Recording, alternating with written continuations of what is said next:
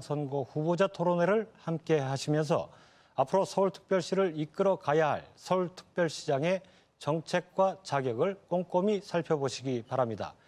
오늘 토론에 임해 주실 네 분의 후보자를 소개해드리겠습니다. 먼저 기호 2번 자유한국당 김문수 후보입니다. 네, 반갑습니다. 김문수입니다. 네, 기호 3번 바른미래당 안철수 후보입니다. 안녕하십니까, 안철수입니다. 네, 기호 5번 정의당 김종민 후보입니다. 네, 안녕하세요. 네, 기호 1번 더불어민주당 박원순 후보입니다. 안녕하십니까. 네, 먼저 오늘 토론 방식을 간략히 소개해드리겠습니다. 기조연설을 시작으로 두 번에 걸쳐 사회자 공통 질문, 그리고 후보자 간 상호 정책 검증 토론이 예정돼 있는데요. 상호 정책 검증 토론에서는 각 후보자가 자신의 주요 정책을 발표하고 상대 후보들은 1대1 토론을 통해 해당 정책을 검증하는 시간을 갖겠습니다. 그리고 각 후보의 맺은 말로 오늘 토론회를 마무리할 예정입니다. 오늘 후보자들의 좌석 배치 그리고 답변과 토론 순서 등은 사전에 추첨에 의해 정해진 것임을 알려드립니다. 아울러 후보들께서는 시간이 제한되어 있는 만큼 정해진 시간 안에 답변해 주시길 부탁드리겠습니다. 자세한 토론 방법과 주제는 토론이 시작될 때마다 다시 말씀드리겠습니다. 토론을 시작하기에 앞서서 차기 서울특별시장에게 바라는 시민들의 목소리를 한번 들어보겠습니다.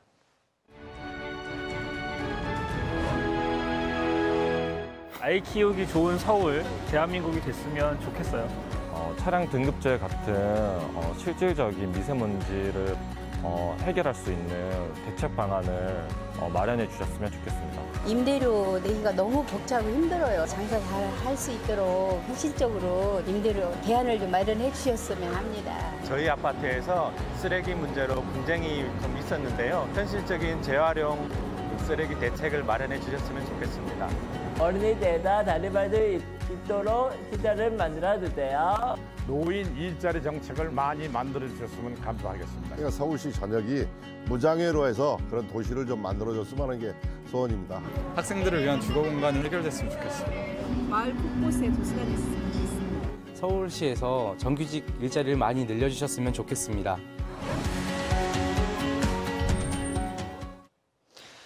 네, 시민들의 생생한 목소리를 들으셨기 때문에 후보자들이 더 많은 책임감을 느끼시지 않았나 싶은데요. 그럼 기조연설을 시작으로 본격적인 토론 시작하겠습니다.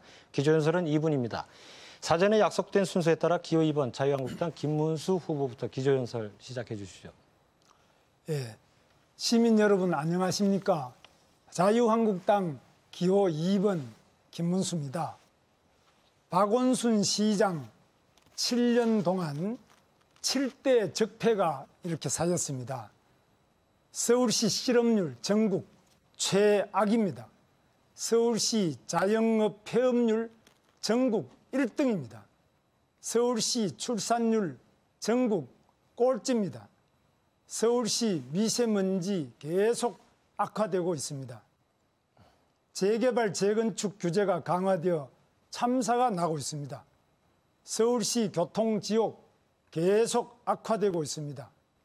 서울시 청렴도 전국 최하위권입니다. 이번 선거는 박원순 시장 7년간 쌓인 이 7대 적폐를 대청소하는 날입니다. 저 김문수에게 맡겨주시면 서울을 시원하게 대청소하겠습니다. 문재인 대통령 반대기업 친귀족 노조 정책으로 민생이 파탄 지경입니다. 자영업자는 언제 문을 닫을지 걱정입니다. 문제는 경제입니다. 기업이 투자를 안 해서 있던 일자리도 없어지고 있습니다. 제조업 가동률이 IMF 때만큼 나빠졌습니다. 장바구니 물가, 생활 물가가 폭등하고 사상 최악의 청년 실업 대란이 벌어지고 있습니다. 이번 6.13 지방선거에서 문재인 정부의 민생 파탄 심판해야 하지 않겠습니까? 저 김문수 서울에 새로운 변화의 바람을 불어넣겠습니다. 저는 해봤습니다. 할 수 있습니다. 시민 여러분 한번 맡겨주십시오. 네, 다음은 기호 3번 바른미래당 안철수 후보 순서입니다. 서울 시민 여러분, 그리고 국민 여러분, 서울시장에 출마한 야권 대표 안철수입니다. 문재인 정부가 출범한 지 1년 하고도 35일 만에 드디어 잘못을 따지고 엄하게 채점하는 순간인 선거가 다가왔습니다.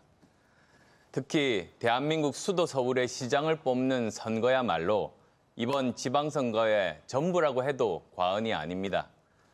꼭 한 가지만 염두에 두시고 투표해 주시기를 부탁드립니다. 조선시대 서울시장 격인 한성부 판윤까지 쳐도 가장 최장수 시장인 박원순 시장. 지난 7년간 잘한 겁니까?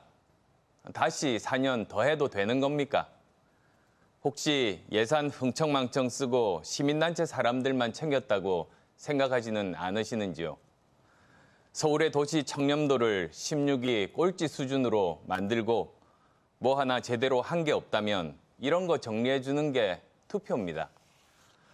경제 전반에 되는 일이 없는데 소득주도 성장 정책에 잘못된 게 없다고 우기니 이건 또 어떻게 해야 합니까? 문재인 케어한다고 건강보험료는 2011년 이후 최고로 오를답니다. 실업률은 IMF 이후 최악입니다. 이런데도 정부는 정책을 바꿀 뜻이 없어 보입니다. 이번에 야당 서울시장을 뽑아야 깜짝 놀라서 방향을 수정할 겁니다.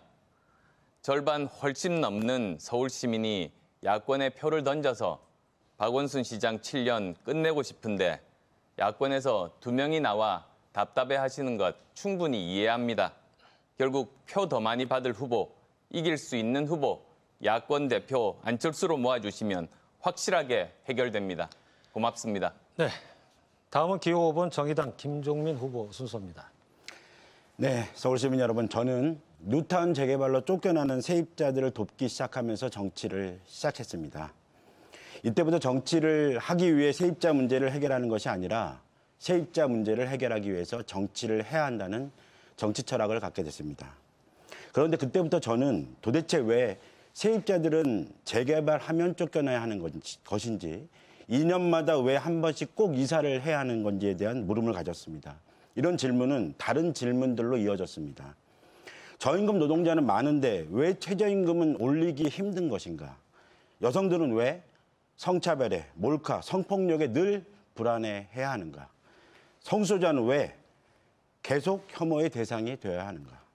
늘 개발만이 넘치고 자연과 동물과 공존하는 서울은 꿈꿀 수 없는 것인가? 한국은 세계 10위권의 경제 대국입니다. 그런데 서울 시민의 삶은 OECD 최하위입니다. 왜 우리는 유럽 도시 수준의 행복한 삶을 누릴 수 없는 것입니까? 왜 우리는 힘들게 사는 걸 당연히 여겨야 하는 것입니까? 방법을 찾아보았습니다. 세계의 다양한 도시들을 연구했습니다. 어떤 정책이 시민의 삶을 변화시킬 정책인지 준비하고 또 준비했습니다. 결론은 또 다른 서울은 가능하다입니다. 서울의 랜드마크를 이제 사람으로 바꾸자. 도시의 타이틀을 노동, 인권, 성평등, 생태, 세입자로 바꾸자. 이렇게 정의당과 저는 서울 플랜을 당당히 내놓았습니다. 이번 선거는 이런 정책을 얘기할 수 있는 기회가 너무 적었습니다. 안타깝습니다. 그러나 시간이 없는 것은 아닙니다. 정의당과 제가 준비한 서울 플랜, 오늘 2차 토론을 계기로 관심을 가져주시길 바랍니다. 서울 플랜에 대한 관심만큼 시민의 삶의 변화를 위한 하이패스가 될 것이라고 확신합니다. 네, 다음은 기호 1번 더불어민주당 박원순 후보 순서입니다. 사랑하고 존경하는 서울 시민 여러분, 지난 6년간 시민의 삶을 바꾸는 도시를 바꾸었습니다. 토건에 투자하던 도시를 시민의 삶에 투자하는 도시로 바꾸었습니다. 여러분 기억하실 겁니다.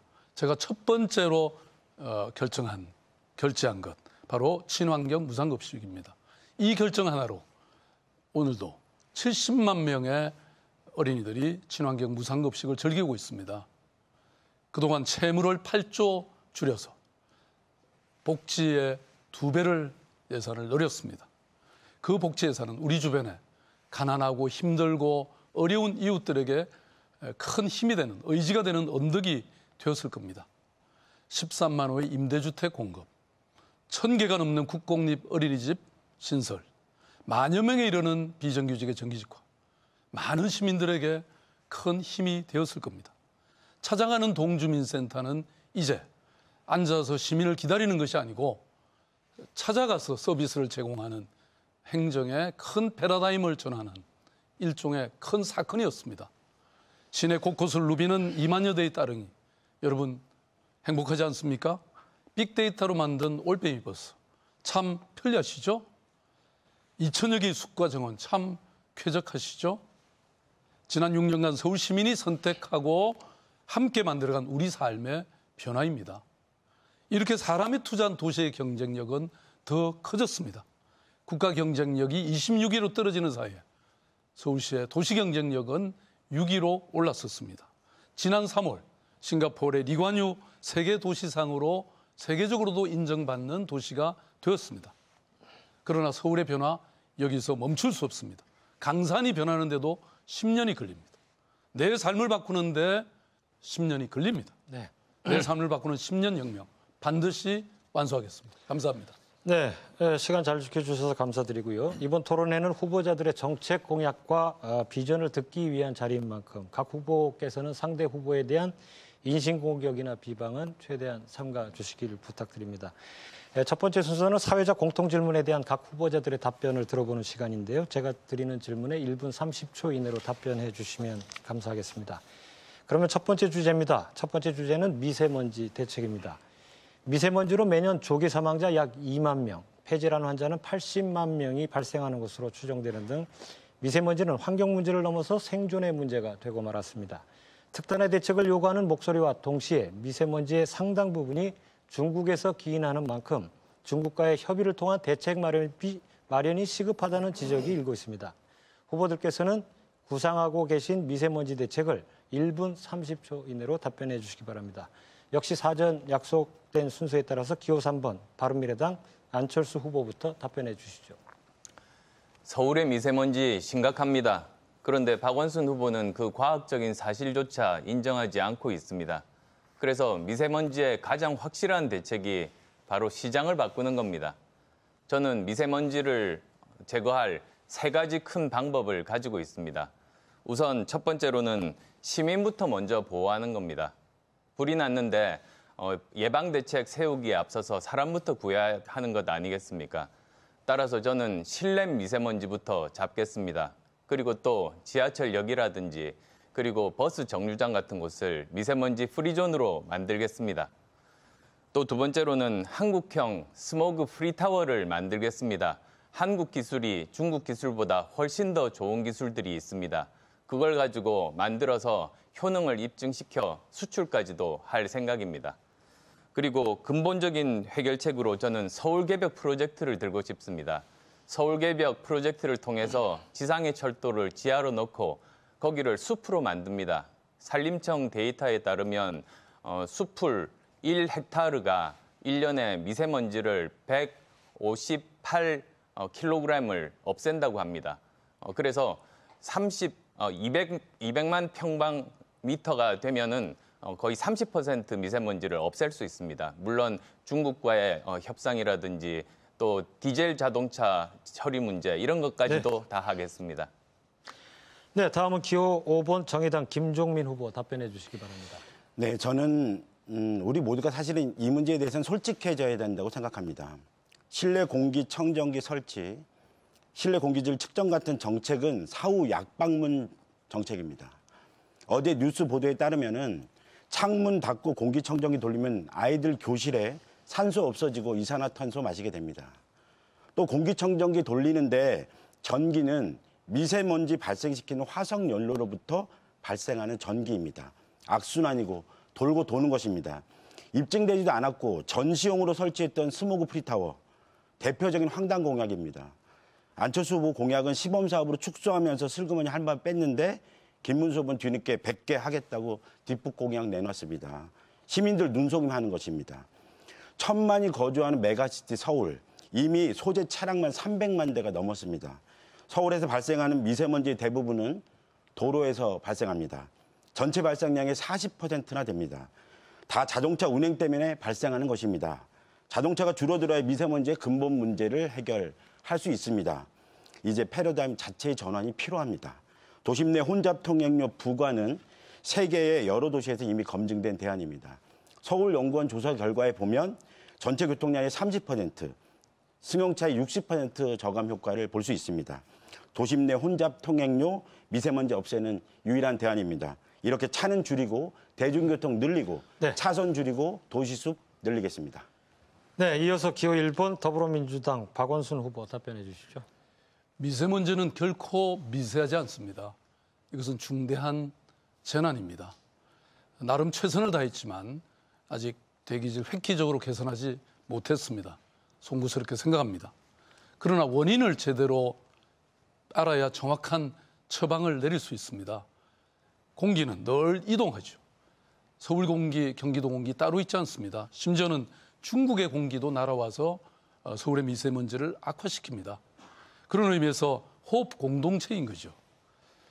그래서 서울은 앞으로 중앙정부는 물론이고 수도권, 동부가 등 이런 대기 호흡 공동체와의 협력을 대폭 강화하겠습니다. 이미 수년 전부터 운영하고 있는 동부가 대기질 개선 협의체 훨씬 더 강화하겠습니다.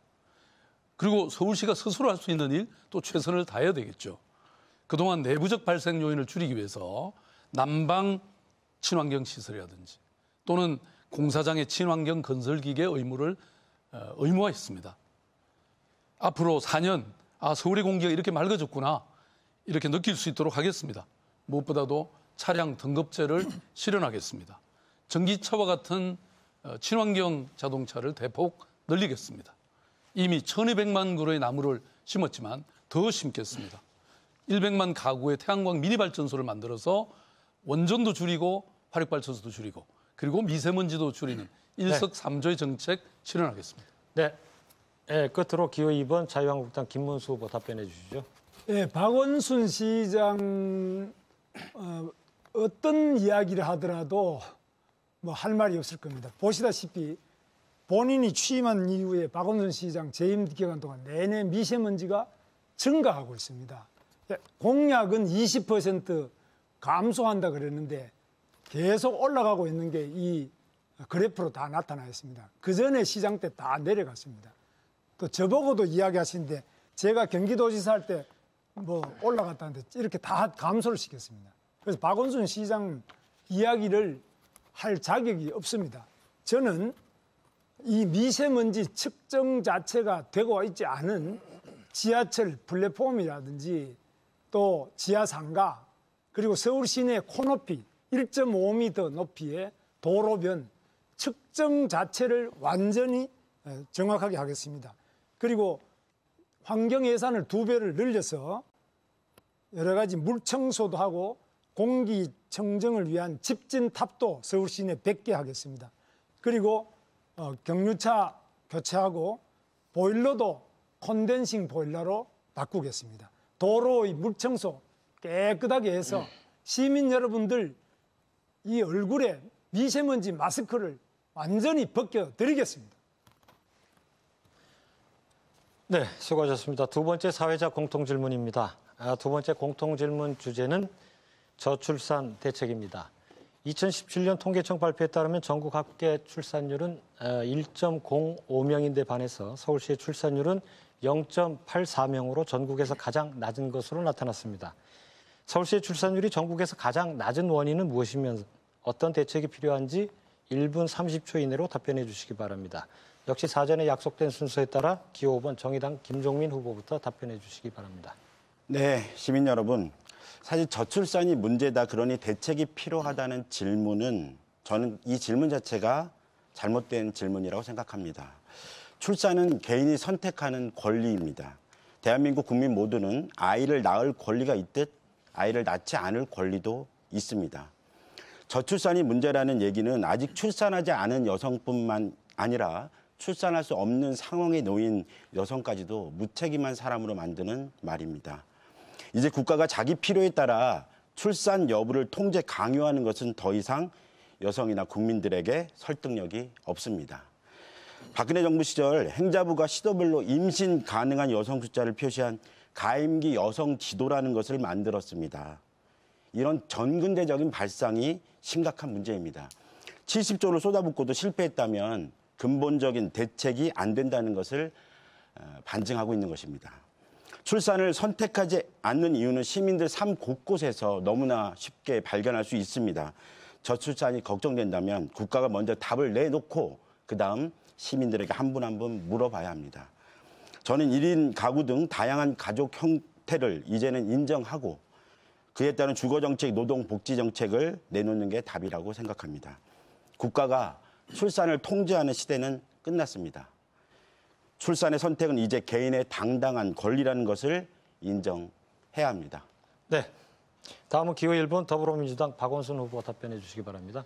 예, 저는 저출산이라는 단어 자체가 사실 마음에 들지 않습니다. 아이를 낳는 것은 여성이지만 아이를 키우는 책임은 나라가 져야 합니다. 아이를 책임지고 키워주는 나라, 바로 이게 제가 생각하는 저출산의 본질적 대책입니다. 그래서 저는 약속을 드립니다. 첫째, 국공립 어린이집을 대폭 늘리겠습니다. 지난 6년 동안 국공립 어린이집 이용률이 30%였습니다. 이것을 50%로 늘리겠습니다. 둘째, 보육의 틈새를 완전히 메워드리겠습니다. 저녁에 늦게 퇴근하기도 하고 토요일, 일요일 또 일을 나가시기도 하잖아요.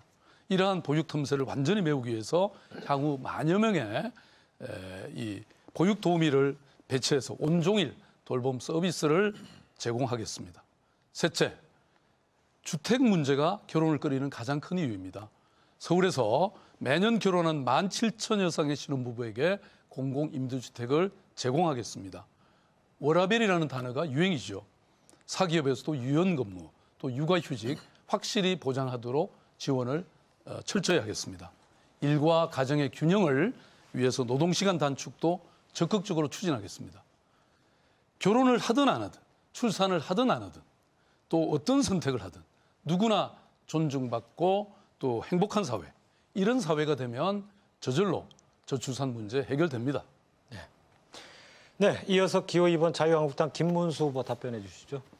박원순 시장은 이 저출산에 대해서 할 말이 없습니다. 전국 꼴찌입니다. 뿐만 아니라 계속 떨어지고 있습니다. 뭐 정책은 많이 좋은 미사여구를 많이 늘어놓고 돈도 썼다고 하는데 출산율이 계속 떨어지고 있으니까 뭐 할 말이 없을 겁니다. 저는 이 출산을 높이기 위해서 우선에 서울시의 공공기관의 출산 여성을 우선 취업하겠습니다. 다자녀를 출산한 순서로 우선적으로 가산점을 부여해서 우선 서울시 산하 공공기관에 취업을 하겠습니다. 그리고 보육제도도 엄마 맞춤형 보육제도로 아주 다양화해야 됩니다. 무조건 공공이 해라 이게 아니라 엄마에게 맞는, 그래서 가정에 아기 가정으로 보육교사를 파견해주는 제도, 또 그리고 엄마 맞춤형으로 365일 24시간 언제든지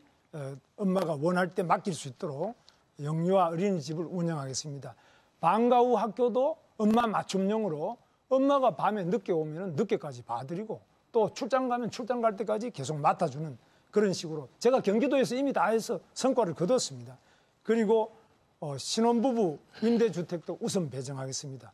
그리고 세 자녀 이상 가정에 대해서는 대학교 등록금도 완전 전액을 지원토록 하겠습니다. 네, 이어서 기호 3번 바른미래당 안철수 후보 답변해 주시기 바랍니다. 우리 정부 저출산 대책이 너무 아이를 키우는 곳에 특히 보육에 많이 집중되어 있습니다. 그런데 사실 따지고 보면 결혼을 못하거나 늦게 하는 데서 이 저출산이라는 결과가 나오는 경우가 많고 그 이유가 바로 일자리가 없고 또한 주거 비용이 너무 높다 보니까 이제 만혼 또는 결혼을 하지 못하는 겁니다. 따라서 저는 저출산 대책은 종합적으로 이렇게 일자리, 주거, 보육, 교육에 대한 종합적인 대책이 나와야 된다고 보고 있습니다. 지금 서울이 정말 참담한 수준입니다. 박원순 시장 지난 7년간 20, 30대 일자리가 집중적으로 20만 개나 줄었습니다. 그리고 주거비 부담도 최고이고 또 사교육비도 평균 월 39만 원으로 전국 최고 수준입니다. 이런 것들을 이제 제대로 바로잡기 위해서는 먼저 잃어버린 청년 일자리 20만 개 되찾아오겠습니다. 창업 활성화시키고 그리고 산업 단지들 개발하고 또한 서울 개벽 프로젝트를 통해서 많은 일자리들이 생겨날 수 있습니다. 또한 주거는 반값 공공 임대주택, 특히 메트로 하우징을 쓸 생각입니다. 또한 교육은 온종일 초등학교를 도입을 해서 특히 경력 단절 여성들이 초등학교 아이 보낼 때 많이 생기는데 그걸 없도록 할 것이고 또한 어린이집 공영제 도입하도록 하겠습니다. 네, 수고하셨습니다. 지금 여러분께서는 서울특별시 선거방송토론위원회가 주관하고 방송 3사가 공동 중계하고 있는 서울특별시장 선거 후보자 토론회를 함께하고 계십니다. 지금까지 공통질문에 대한 답변을 들어봤는데요. 지금부터 이어질 상호 정책 검증 토론에서는 치열한 토론이 이루어지지 않을까 생각됩니다. 정책에 대한 상호 검증 토론인 만큼 먼저 3분간 후보자가 자신의 정책을 발표하고 이후 3명의 상대 후보들과 순차적으로 1대1 정책 검증 토론을 진행하게 됩니다. 1대1 정책 검증 토론에서 정책 발표자에게는 총 6분의 발언 시간이 주어지는 대신 상대 후보들께는 각각 2분씩 시간을 드리겠습니다. 정책 발표자는 6분의 총량 중에서 자신이 길게 답변해야 될 부분, 짧게 해도 되는 부분을 잘 감안하셔서 가급적 3명의 상대 후보 모두와 원활한 1대1 토론이 진행될 수 있도록 시간 배분을 잘 해주시기 바랍니다. 상호 정책 검증 토론에 나설 기호 1번 첫 번째 후보자는 기호 1번 더불어민주당 박원순 후보입니다. 박 후보 3분간의 정책 발표 시작해 주시죠. 네, 지난번 TV 토론에서는 제가 자영업자의 삶을 바꾸는 이런 3종 세트 공약을 집중적으로 설명드렸습니다.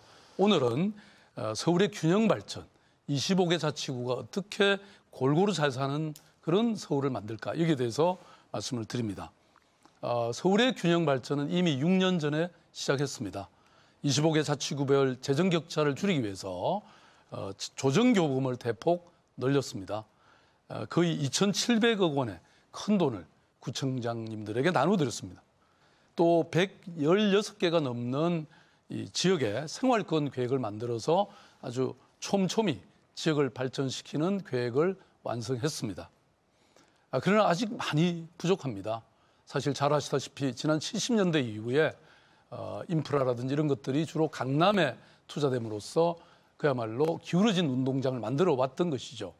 그러나 이제 도시계획이라든지 이런 재정 지원을 통해서 앞으로 보다 더 평평한 운동장으로 만들도록 하겠습니다. 이 균형 발전을 추진하는 핵심 동력은 바로 혁신 성장입니다. 4차 산업혁명의 시대 새로운 먹거리를 곳곳에 만들겠습니다. 이미 고건 시장님부터 시작했던 마포 상암 DMC 미디어시티 그리고 또 창조경제 거점인 구로 금천의 지밸리 이런 것들은 좀 더 제대로 챙기겠습니다. 또 제가 처음부터 디자인한 마곡지구 제대로 완성하겠습니다. 뭐 잘 아시겠지만 얼마 전 3조 원이나 되는 큰 돈을 투자한 LG 사이언스 파크이 입주했습니다. 모든 기업이 다 입주하면 여기에 약 30조의 경제 유발 효과 그리고 약 19만 명의 고용 창출 효과가 난다고 과학기술통신부는 분석하고 있습니다.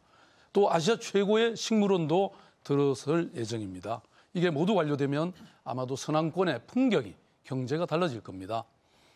뿐만 아니라 창동과 상계 지역에도 신경제 지도가 그려지고 있습니다.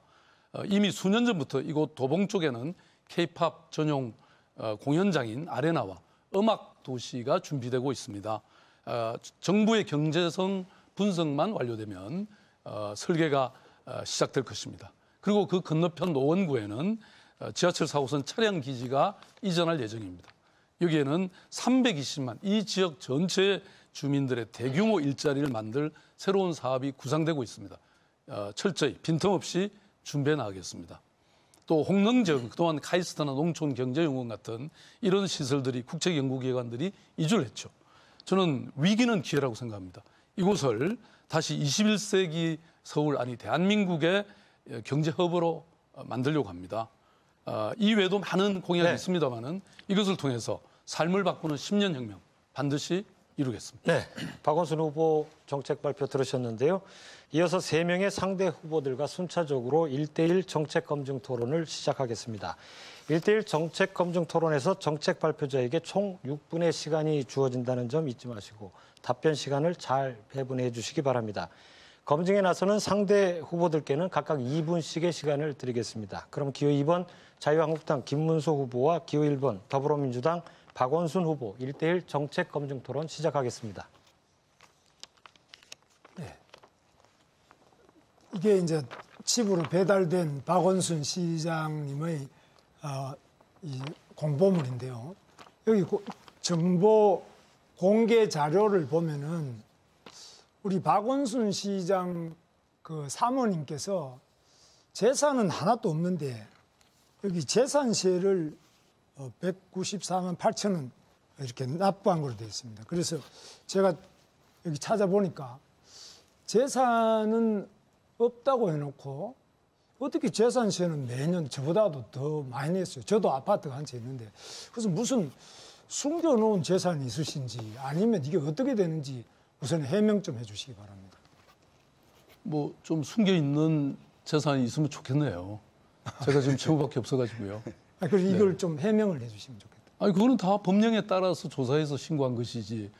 뭐 아니 자세히 오히려 한번 살펴보십시오. 등록된 데는 재산은 그 사모님의 재산이 자동차 오래된 거 하나밖에 없고 뭐 집도 없고 아무것도 없는 걸로 돼 있는데 재산세는 계속 냈단 말이에요. 이거 어떻게 된 거냐? 아니 재산이 없는데 재산세를 어떻게 냅니까?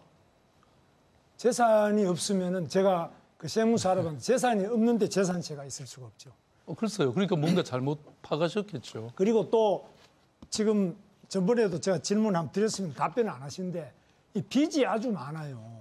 우리 박원순 시장 그 빚이 계속 늘어나는데 문제는 그냥 빚이 많다는 것이 아니라 시금고 이 우리은행으로부터 이 담보 없이 1억 9,500을 또 빌렸는데 어떻게 이렇게 빚이 없이 그 담보가 없이 이렇게 빚을 계속 낼 수 있는지. 그래서 지금 7억 이상 부채가 있는데 어떻게 이런 게 가능한지, 그것도 또 시금고에서 가능한지 그걸 답변을 좀 바랍니다. 아니 시장이 시금고 은행을 놔두고 다른 은행에 융자를 하는 것도 이상한 거 아닙니까? 아니, 다만 네. 그것의 조건이라든지 대출 조건이라든지 네. 뭐 대출의 절차가 아무런 특혜나 문제가 없다면 뭐 그게 뭐가 문제입니까? 근데 이게 일반인들이 이렇게 빚이 그렇게 많은 사람이 아무 재산도 없다 그러는데 뭘 믿고 그렇게 담보를 없는 상태에서 신용대출이 가능하냐. 이게 뭐 황제대출도 아니고 어떻게 가능하냐. 그걸 질문하고 있는 겁니다.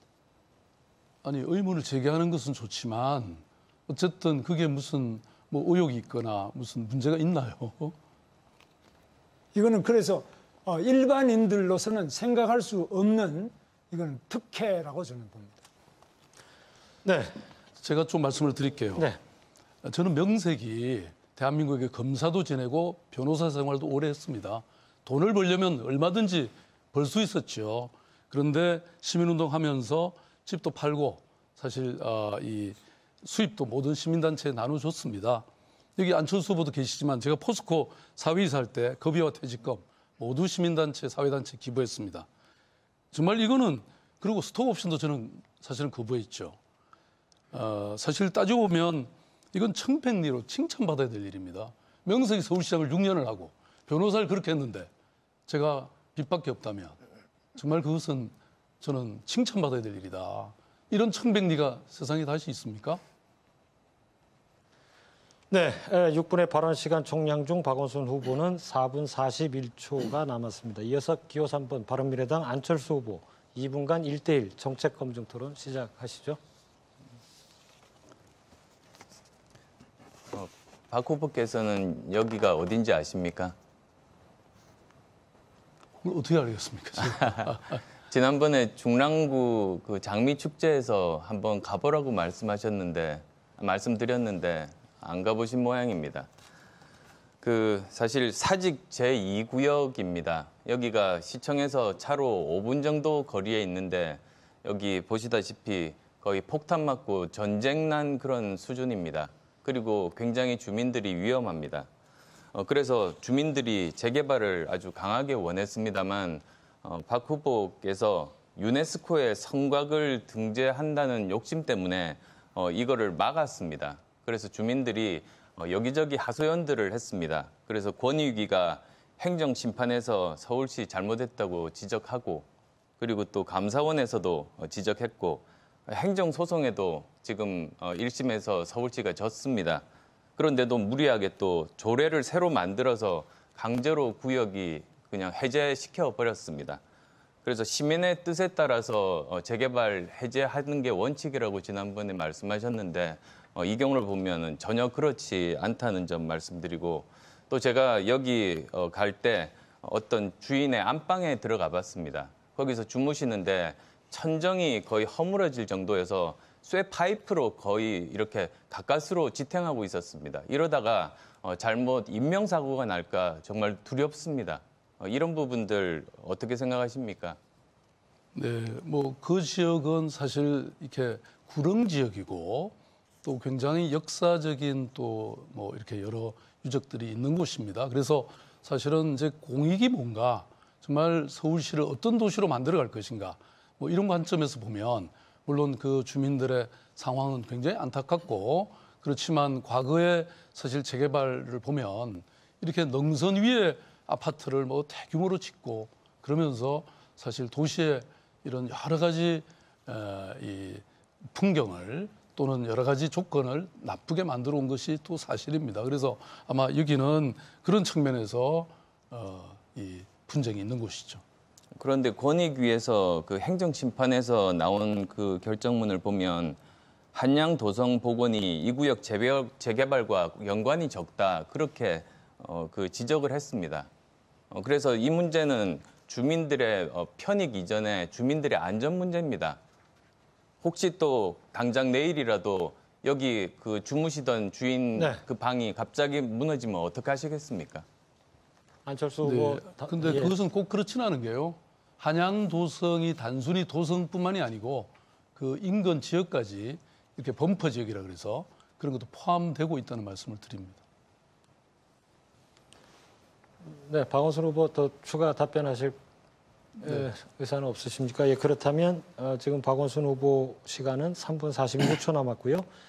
다음은 기호 5번 정의당 김종민 후보 2분간 1대1 정책 검증 토론 시작하시죠. 네. 지금 이제 최저임금 논란이 좀 계속되고 있습니다. 뭐 박 후보님 잠깐 요거 봐주시면 환노위 그 역할을 했던 환노회의 때 민주당 한정혜 의원이 말이 이제 보도가 됐어요. 최저임금 인상으로 22만 원 오르는데 이번에 산입범위 이렇게 확대하면 20만 원을 깎인다 이렇게 의원님 한 말입니다. 최저임금 깎이는 거 다 알고 있으면서도 도대체 이런 일을 민주당이 계속 벌이는지 도무지 이해가 안 됩니다. 지난 토론회 때 여쭤봤을 때 노동자들과 대화 안 한 것은 좀 안타깝다 수준에서 말씀하셨는데 저는 오늘 박 후보님께서 반대한다 이런 말씀을 좀 강하게 해주셔야 되는 게 아닌가 이런 말씀을 드리고요. 오늘 답변 기회를 드릴 테니까 좀 말씀해 주셨으면 합니다. 아니 뭐 그렇게 곤란한 질문을 하십니까? 예, 곤란한 질문 하는 자리입니다. 제가 보기에는 사실 노동자 입장에서 충분히 저는 일리 있는 주장을 하고 계신다고 생각합니다. 그런데 또 정부로서도 뭐 또 불가피한 그런 사유가 있었던 것 같고 다만 아까도 지난번 토론에서 말씀드린 것처럼 이런 사실 사회적 어떤 이슈를 둘러싸고 많은 갈등과 논란이 있기 마련인데 좀 이걸 저는 좀 더 사회적 논의를 거치고 그런 절차를 거쳐서 많은 경우에 좀 얼마든지 합의를 해낼 수 있는 그런 지점이 있을 것이다. 사실 뭐 서울시에도 지금 굉장히 그런 이 갈등들이 많았죠. 저는 서울시 시장 산하에 갈등 조정관이라는 제도를 둬가지고 이런 부분에서 사실 뭐 그동안에 많은 이슈들을 거의 최종적인 어떤 이 분쟁 이전에 그런 갈등을 해소해 왔거든요. 그래서 그런 것이 좀 안타깝다 이런 말씀입니다. 저는 사실 뭐 최저임금 부분은 저희들이 이미 생활임금까지 서울시는 도입해서 지금 시행하고 있지 않습니까? 네. 네. 그러니까 이게 여전히 이제 답변이 좀 실망스러울 수밖에 없는 게 민주당이 지금 벌린 일이고 이 문제에 대해서 책임 있는 어떤 당사자로서 역할을 하셔야 된다 이런 말씀을 계속 드리는 거고요. 근래 이제 민주당 야전사랑으로 나서 선거를 거의 뭐 총지휘하다시피 하시는데 너무 민주당 눈치 보시는 게 아닌가. 좀 강한 입장을 명확히 말씀해 주시는 그런 박시장 시절로 돌아가시는 게 좋겠다는 생각이 들고 지금 생활임금 관련해서도 그러면 서울시는 그러면 이런 상여금, 복리후생비 다 산입해서 생활임금 책정할 건지 이런 얘기를 명확히 하셔야 된다 이런 생각이 듭니다. 그래서 저는 이번 선거에서 민생 문제는 정의당이 책임진다. 최저임금 정의당이 책임진다. 민주당이 책임질 것인지 정의당이 책임질 것인지 좀 시민들이 잘 판단해 주셨으면 좋겠습니다. 하나만 더 여쭙겠습니다. 이게 이제 기사입니다. 아시기도 하실 텐데 숙명여대 학생들이 성평등 페미니즘 광고를 지하철 광고판에다 게시하려고 하다가 서울교통공사가 거부했다는 기사입니다. 여기 보시면요. 근데 이 내용이 뭐냐면은 서울에서 성평등 의식을 담는 페미니즘 광고는 왜 안 되는 것인지 이거에 대한 답변을 좀 부탁드리겠습니다. 글쎄요, 그거는 제가 이 교통공사, 서울교통공사의 어떤 입장 때문에 그런 일이 벌어졌는지는 잘 모르겠는데 저는 뭐 제가 감히 페미니스트라고 저도 생각하고 있습니다. 그래서 뭐 그거는 제가 확인해서 문제가 있다면 시정 조치하도록 그렇게 하겠습니다. 네, 저는 이제 서울시가 했던 성평등 정책 중 홍보 잘하고 하는 정책으로는 안 된다. 지금 이미 상당한 수준으로 올라 있습니다. 그래서 성평등을 위한 대개혁을 하는 서울시가 되었으면 좋겠다 이런 김종인 말씀 후보 드리겠습니다. 시간 다 쓰셨고요. 박원순 후보 2분 21초 남았는데. 예. 네, 제가 시간이 많이 남았네요. 네. 사실 그동안 이제 아까 뭐 이 모두 발언서부터 시작해서 우리 김문수 후보, 안철수 후보 두 분은 뭐 입만 여시니까 제 얘기를 하시네요. 감사드립니다. 관심을 그렇게 많이 가주셔서.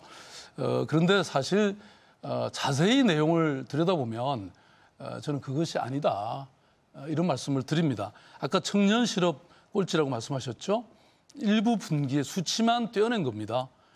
그럼에도 불구하고 물론 서울시가 낮은 것은 사실입니다. 왜냐하면 전국의 청년들이 서울에 오고 있고 또 동시에 결혼을 하면 대체로 아무래도 주거 문제 때문에 또 경기도나 다른 지역으로 이사하는 경우가 많죠. 뭐 그런 게 큰 또 원인이기도 하다고 생각합니다. 그렇지만 아까 제가 발제한 것처럼 지금 서울은 다양한 신산업, 융복합 R&D 또는 혁신성장의 거점들이 만들어지고 있습니다. 마곡의 경우 아까 말씀드렸지 않습니까? 과학기술정보통신부의 발표에 따르면 19만 명의 고용 유발 효과가 있다고 합니다. 그다음에 관광의 경우에도 지난번 제가 취임할 때 900만에서 재작년 물론 사드 때문에 조금 어려졌습니다마는 1,350만까지 관광객이 늘었습니다. 일자리가 약 35만 명이 늘었다고 합니다. 그다음에 연세대학교가 도시재생에서도 아까 도시재생에 대해서 굉장히 비판의 말씀을 하셨지만 이 고용 창출 효과가 8만 3,051명이라고 그 김갑성 교수님 연구팀에서 얘기를 했습니다. 뉴욕타임즈가 얼마 전에 그런 기사를 실었습니다. 이 실리콘밸리가 서울을 배워야 되는 이유. 저는 지금 물론 여러 가지 청년 실업이 어려운 상황이지만 서울은 이렇게 다양한 준비가 이루어지고 있고 앞으로 저는 많이 나아질 거다 이렇게 확신하고 있습니다. 그다음에 아까 또 부패 지수를 다 질문하셨죠. 청렴 지수 16이 한 거 맞고 저는 책임감을 느낍니다. 그렇지만 이게 오해가 생길 수 있는 부분을 저는 분명히 설명드리겠습니다. 서울시는 제가 취임한 이후에 2013년에 1위도 했습니다. 그다음에 또 이게 쭉 떨어졌어요. 그러면 갑자기 청렴하던 도시가 갑자기 부패했나요? 그건 아닙니다. 이 조사라는 것은 인식조사입니다. 한두 해 사이에 갑자기 부패했다가 청렴하고 청렴했다가 부패하지는 않죠. 네. 네, 이것은 뭐 그다음 이런 좀 정확한 내용을 알고 보면 다른 판단을 하실 거라고 생각합니다. 네, 수고하셨습니다. 상호 정책 검증 토론에 나설 두 번째 후보자는 기호 2번 자유한국당 김문수 후보입니다. 김문수 후보 3분간의 정책 발표 시작해 주시죠. 박원순 시장의 7년은 적폐였습니다. 며칠 전에 이게 용산역 앞에 4층 건물의 붕괴 사진입니다. 이 건물은 지은 지 벌써 52년이 되는 노후 건물입니다. 지금 서울 시내는 이 건물만이 아니라 곳곳에 축대가 무너질까 싶어 받쳐놓은 데도 있고 그래서 재개발, 재건축이 시급합니다. 저는 이런 어려운 지역이 서울에 약 400개도 넘고 많은 곳에 있는데 제가 취임하면은 바로 이런 노후된 데를 신속하게 도장을 찍어드리겠습니다. 또 우리 박원순 시장이 가보셨는지 모르지만은 제가 어제 여기를 가보고 미아리 텍사스촌입니다. 정말 깜짝 놀랐습니다. 뭐 이렇게 저도 여러 곳에 많이 가보았지만은 이런 곳이 있다. 아무리 집창촌이고 성매매를 한다고 그러지만 이렇게 방치될 수 있느냐. 쓰레기 덤이고 정말 인간이 살 수 없을 정도로 이렇게 해놨는데 이 재개발, 재건축 안 되고 있습니다. 제가 시장이라면 바로 나서서 이 당장에 재개발, 재건축이 될 수 있도록 적극적으로 노력을 해서 개선토록 하겠습니다. 안 되면 집장촌에 대해서라도 대책을 세워야 되는데 지역 주민들이 아무리 시위라고 해도 개선되고 있지 않은 데 대해서 정말 문제를 느끼고 있습니다. 이 바꾸는 수밖에 없다고 저는 보고 있습니다. 그리고 서울 시내 지금 현재 교통 속도가 이 차량의 속도가 계속 떨어지고 있습니다. 이거는 뭐 다들 알고 있지만 계속 떨어지는 이 교통 속도, 이거 정말 대책이 있어야 되는데 우리 박원순 시장은 안 합니다. 이 뭐 토목은 안 된다. 또 도로 같은 것도 너무 많이 내는 것이 안 맞다고 이렇게 생각해서 안 하고 있는데 이런 부분 안 됩니다. 그래서 저는 올림픽 대로 강변북로 이런 부분에 지하도로를 뚫어서 교통을 시원하게 뚫겠습니다. GTX를 A, B, C 노선 다 조기 착공하고 지하철 3, 4호선 급행화를 시키겠습니다. 또 미세먼지를 30% 저감해서 시민들을 이 마스크를 벗겨드리겠습니다. 시민 코높이 1.5m에서 미세먼지를 측정하겠습니다. 환경 예산 2배 늘려서 정말 미세먼지 걱정 하나는 확실히 그만두시게 제가 해드리겠습니다. 서울시가 또 3년째 동성애자들의 그 퀴어 축제를 지원하고 있는데 저는 지원을 끊고 그 음란 문화가 서울에서 뿌리 내리지 못하게 뿌리 뽑겠습니다. 감사합니다. 네. 시민 여러분들의 답답한 그 마음을 제가 시원하게 한번 뚫어드리겠습니다. 김문수 후보의 정책 발표 들으셨는데요. 이어서 3명의 후보와 1대1 정책 검증 토론 진행하겠습니다. 방식은 조금 전과 같습니다. 정책 발표해 주신 김문수 후보 6분의 시간 배분 좀 잘해 주시고요. 그럼 기호 3번 바른미래당 안철수 후보와 기호 2번 자유한국당 김문수 후보 1대1 정책 검증 토론 시작하겠습니다. 아까 용산에 그 무너진 건물 보여주셨는데요. 그 제가 갔던 사직 제2구역과 마찬가지로 그렇습니다. 이 문제는 재개발 문제 이전의 안전 문제라고 저는 생각합니다. 그렇습니다. 그래서 이것을 막은 것 자체가 시민들의 생명을 굉장히 위협하게 그렇게 만드는 것이라고 생각을 하는데요. 저는 그래서 재개발, 재건축 관련해서는 3가지 철학이 있습니다. 우선 첫 번째가 투기는 근절하고, 그리고 두 번째로는 실거주자는 거래를 활성화하고, 세 번째는 취약계층에 대해서는 주거복지를 강화한다. 저는 그런 생각을 하고 있고, 좀 더 나아가서는 강북에도 그 삼성동 그 한전부지에 현대자동차가 개발하는 그런 방식이 강북에도 가능해야 한다. 그리고 또 강남에서도 합리적인 그 개발에 대해서는 그 막을 이유가 없다. 저는 그런 입장입니다. 그런데 이런 뭐 많은 이슈들 중에서 제가 특히 살펴보니까 공공임대주택을 25만 호 공급하시겠다는 그런 공약을 제가 봤습니다. 그런데 참고로 이제 박원순 후보가 본인 공공임대주택 공급 실적을 발표하는데 발표 때마다 달랐습니다. 그리고 어떨 때는 전임 시장의 실적을 이렇게 합산하기도 하고 또 어떨 때는 건물이 준공된 다음에 실적으로 잡아야 되는데 도장만 찍은 인허가 정도 수준에서 그 실적을 잡다 보니까 결국은 그 서울시의회에서 잘못을 인정하는 것까지도 다 지금 동영상에 잡히고 있는데요. 지금 제가 묻고 싶은 지점은 이겁니다.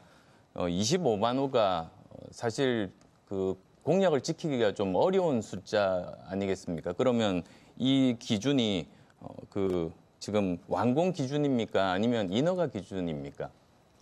일단은 이거는 이제 완공 기준이 되려면은 통상 시간이 많이 걸리겠습니다. 그 제가 시작해서 제가 다 끝내는 것만 해라 이렇게 한다면은 4년 만에 25만 호 하기가 어렵겠습니다. 왜냐하면 전임 박원순 시장이 시작해놨는데 끝나는 거는 제 임기 중에 많이 끝났다. 그럼 그거는 포함을 시키든지 이렇게 해야지. 뭐 이렇게 안 하고 그냥 딱 제 임기에 시작해서 제 임기에 끝난 것만 넣으라 그러면 사실 25만 원 하기 어렵죠. 왜냐하면 건설에 그 공기가 있기 때문에 어렵게 돼 있겠습니다. 저는 10만 호 공약을 했습니다. 그래서 반값으로 10만 호는 저는 임기 내에 충분히 달성할 수 있다는 네, 생각입니다. 안철수 후보 시간 다 쓰셨고요. 네, 김은수 후보. 그 점에 대해서는 이제 서울의 경우에는 4년 만에 처음 안철수 후보님이 시장이 돼가지고 처음 시작해서 완공될 때까지를 10만 원 한다는 거는 그렇게 계산하면은 저는 불가능하다고 봅니다. 뭐 다른 박원순 전임 시장이 해놨는 거를 내 임기에 끝난 거 기준으로 하든지 아니면 시작 기준으로 이렇게 해야지 시작해서 끝난 걸 4년 내에 다 마치는 것은 건설 공기상으로 10만 원 채우기가 저는 쉽지 않다고 봅니다. 네, 김문수 후보는 6분의 발언 시간 총량 중 4분 49초가 남았습니다. 다음은 기호 5번 정의당 김종민 후보 2분간 1대1 정책 검증 토론 시작하시죠. 네, 지난 토론에서 서계동 얘기 많이 하셨는데 그래서 서계동 개발을 어떻게 하시겠다는 건지를 알려주세요. 서계동 개발에 대해서는 저는 서울역하고 바로 가깝게 길 하나 건너는데 뭐 50m도 안 떨어져 있기 때문에 그런 땅은 역세권으로 상업지역으로 아주 용적률도 800% 이상을 들여서 그 지역은 앞에 힐튼 호텔이나 대우 빌딩, 연세, 세브란스 빌딩 이런 거 이상으로 아주 록봉기 이런 일본의 도쿄 록봉기 이상으로 아주 고층 고밀 개발을 하되 그 안에 이익을 보는 주민들의 부분은 상당 부분 기부 체납을 받아서 그 서계동 일대 재개발 지역 안에 기부 체납을 받는 부분은 미술관 또 도서관 각종 문화예술 공연장부터 각종 공공의 임대나 또 연구소 같은 것도 다 넣어서 그야말로 복합적인 개발을 해서 주민도 득을 보고 또 우리 일자리도 만들고 시 자체에서도 도움이 되는 그런 복합 개발을 하는데 역세권에 아주 초고층 고밀 개발을 할 계획입니다. 그러니까 제2롯데월드 그거 또 짓겠다는 말씀이시잖아요. 저는 그런 거야말로 진짜 투기꾼들을 위한 어떤 정책일 수밖에 없다고 생각합니다. 제가 서계동 말씀 하도 하셔서 제가 주민들 만나고 왔습니다. 서계동 개발이 안 되는 이유는 도장 안 찍어줘서 그런 게 아닙니다. 이 개발 저 개발 한다고 해놓고 지분 쪼개기 다 해놨죠. 땅값은 오를 대로 올랐습니다. 누가 이 개발 이익이 난다고 개발회사가 붙지는 않습니다. 그러니까 지금 말씀하신 투기꾼들이 주장하시는 그런 주장을 그대로 답습하는 방식으로 하시는 겁니다. 그러니까 원주민들은 고스란히 피해를 받습니다. 투기꾼들만 배불려요. 이런 개발을 왜 대체 계속 주장하시는지 이해가 안 됩니다. 서울 시민들은 다 죽어가고 자살하고 쫓겨난 뉴타운 강북 이런 비극을 또 왜 반복하려고 하시는지 도무지 이해 안 된다는 말씀 드리고요. 김 후보님 그 세입자 정책 있으면 말씀해 주십시오. 세입자들에 대해서도 제가 이제 제시하는 안은 세입자에 대해서도 이익이 있을 때는 세입자 보상도 많이 해줄 수 있습니다. 또 일부는 공공임대를 그 안에 집어넣어서 일정하게 임대도 할 수 있습니다. 제가 말하는 복합개발은 거기에 일단 주거지도 일정한 정도 넣을 수 있습니다. 그래서 그 호텔도 넣을 수 있고요. 또 안 되는 부분은 다 못 받아들이는 부분에 대해서는 다른 지역의 임대주택을 줄 수 있습니다. 그래서 제 말씀은 도시를 고층 고밀 개발을 할 때는 반드시 이익이 발생합니다. 더구나 서울 같은 데는 이익이 발생합니다. 이 이익을 세입자에게도 그 땅주인, 집주인에게도 또 그 지역 전반적인 주민이나 모두 우리 시당국이나 구청에, 용산구청까지 모두가 이익을 볼 수 있는 윈윈의 고밀 개발을 해내려고 합니다. 그러니까 서울에 제2롯데월드 그런 거 수백 개 짓겠다는 말씀이시잖아요. 그게 말이 안 되는 말씀을 계속 그런 지점에서 하고 계신다는 생각이 듭니다. 제가 좀 답답해서 요즘에 이제 워낙 망언을 많이 하셔서 제가 너무 답답해서 이거 준비 좀 했습니다.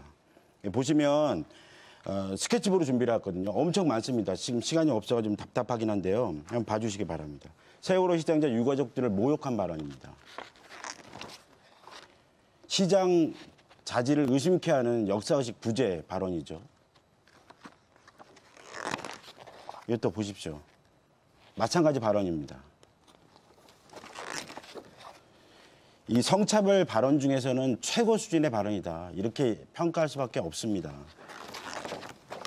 이거 보십시오. 김 후보 발언은 제가 보기에는 미세먼지보다도 훨씬 더 위험하다. 이렇게 말할 수밖에 없습니다.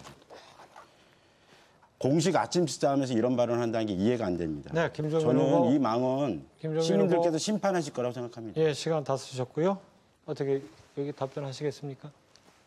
뭐 우리 김종민 후보가 암만 찾아도 제가 뭐 비리가 있다 이런 건 없고 말한 거 가지고 이제 그걸 뭐 이렇게 해석을 하는데 저는 동성애에 대해서는 정말로 안 된다고 생각합니다. 그리고 더구나 박원순 시장이 허용해 주시는 퀴어 축제는 냉정하게만 저도 그 인터넷으로 들어가서 쭉 보니까요.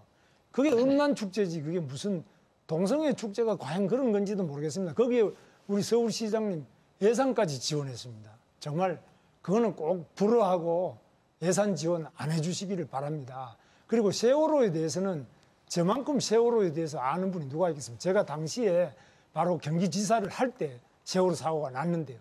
그래서 세월호는 이제 그 정신과 의사들도 다 그러고 우리가 그 자문단을 구해서 국가적으로 다 자문 구했는데 너무 그거를 계속 저렇게 광화문에 저렇게 계시면은 우선에 유족들이 건강에 안 좋습니다. 그리고 저게 우리 국가적으로 어떤 도움이 됩니까? 다 세월호를 위해서는 이미 안산에도 추모공원도 만들고 많은 걸 하고 있습니다. 그래서 너무 과하게 대한민국 상징거리인 광화문 광장에 꼭 그렇게 해야 되느냐. 그 점에 대해서는 저는 생각이 완전히 다릅니다.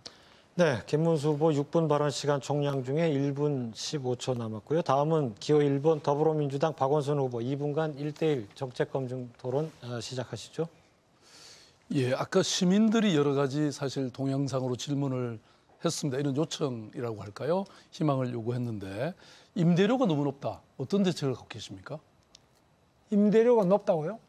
네, 아까 시민이 이렇게 그걸 낮춰달라고 말씀드렸잖아요. 그러니까 임대료 높은 부분에 대해서는 공급이 부족한지 많습니다. 요즘에는 상가에 상가가 빈 상가가 많이 늘어납니다. 특히 세운상가 가보셨겠지만 세운상가나 동대문이나 빈집이 계속 빈 상가가 늘어나기 때문에 임대료가 올라가기가 어려울 겁니다. 그래서 임대료 부분에 대해서는 임대차 보호법에 의해서 일정하게 그 인상률이 제한도 되어 있습니다만은 그보다 더 중요한 점은 일정한 정도의 공급이 늘어나는 것이 굉장히 앞으로 임대료 안정에 중요하다고 저는 보고 있습니다.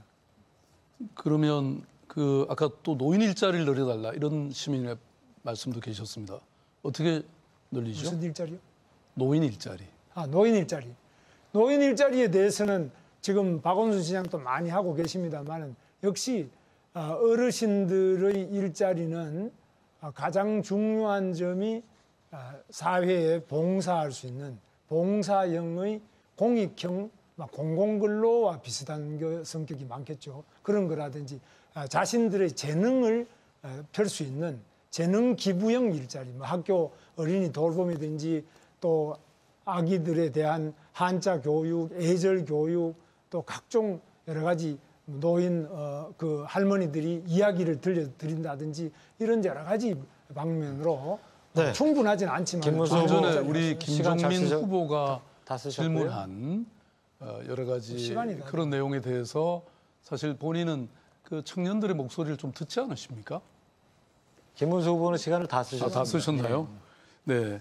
저는 그 지금 김문수 후보가 가장 강조하는 게 재개발, 재건축 정책을 비판하면서 시장이 당선되면 무조건 이거 다 허가하겠다 이렇게 단언을 하고 계십니다. 사실 뉴타운 재개발 정책은 그동안 너무나 큰 피해를 입었습니다. 그야말로 이 1000여 곳이 넘는 곳이 지정이 되고 그게 정말 난장판이 됐죠. 왜냐하면 이게 투기하는 사람들도 생겨났고 또 건설회사들이 한몫 보기 위해서 이른바 SI 요원까지 여기다 배치해서 반강제로 동의서를 받아갔고 그래서 월세 사는 사람 또 집 한 채 간신히 이 사서 월세 받아먹고 사시는 분들도 다 쫓겨나야 했습니다. 용산 참사가 왜 났습니까?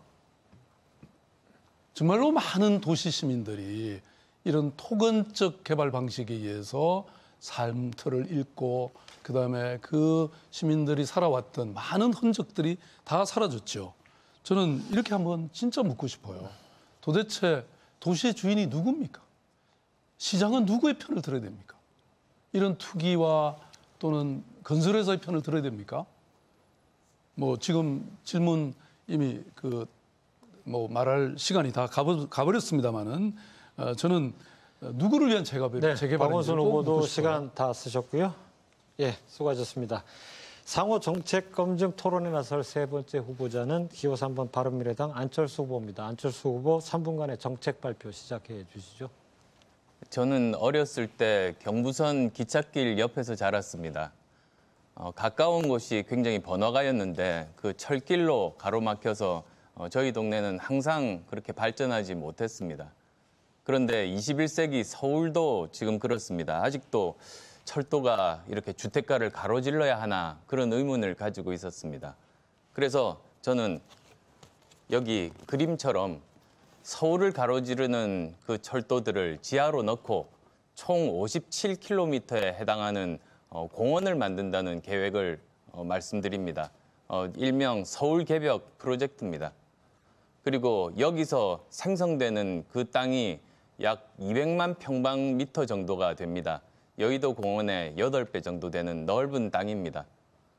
그리고 그 주변 부지들을 개발하면 얼마 전 그 서울시에서 나온 보고서를 보면 경부선만으로도 일자리가 30만 개가 창출이 되고 그리고 또 부가가치가 40조에 이른다는 그런 보고서도 있습니다.